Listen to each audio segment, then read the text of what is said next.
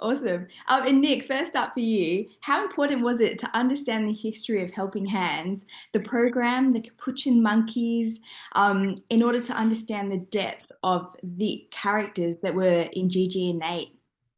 That's a very good question. I mean, look, all I'll say is this, is that organization did some amazing work. And they had been doing it since the 1960s. And they started working with Vietnam, guys coming out of Vietnam.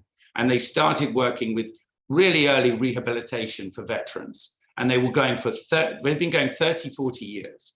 And now they are closing down. And they are closing down because of the laws on primates within this country have been changed.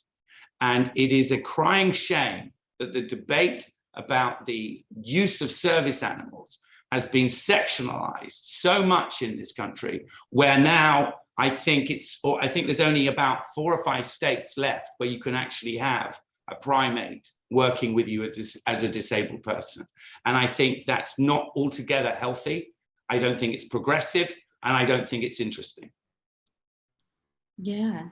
And Marcia, for you, yourself being a mum, how important was it for you to transfer that likeness into your character and in the film? You know, it's impossible not to transfer being a mother into this particular film, especially because the situation with the family was so incredibly poignant. It is everyone's worst nightmare that something would happen to your child, that something would tear your family apart. And so I can tell you, I'm a mother bear, and I would rip the head off anybody that tried to hurt my child. And I think that people will identify with that. You want your family to thrive, and that's what she wants. Yeah. And Nick, for you, what was the most surprising thing that you learnt throughout filming? I learned that a monkey is a sentient, conscious, intelligent human being who is cognitive, who understands process. And from the beginning of this film, I learned that I watched an animal become an actor.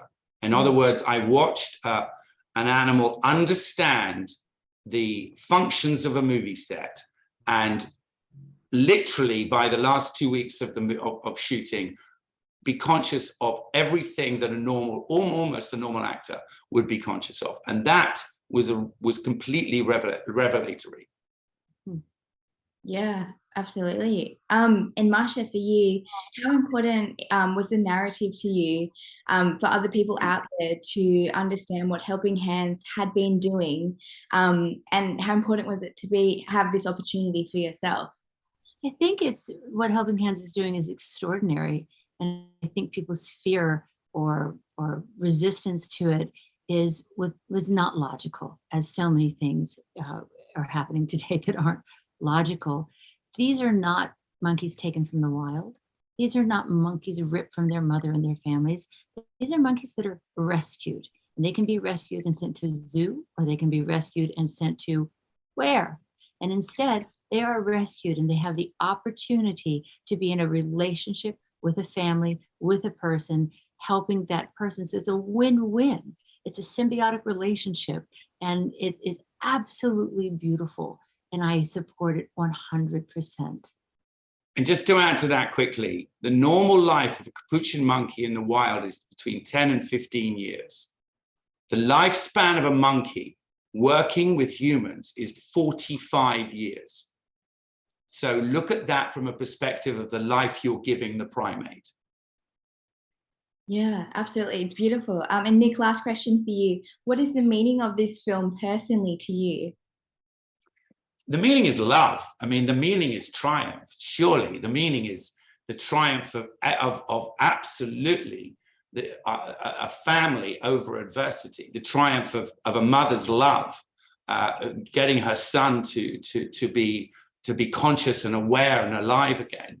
The realization that actually when bad things happen, guess what? You can fix them. Yeah, absolutely. It's a fantastic film, and thank you so much for making it and sharing it with the world. And thank you so much for your time today. A pleasure.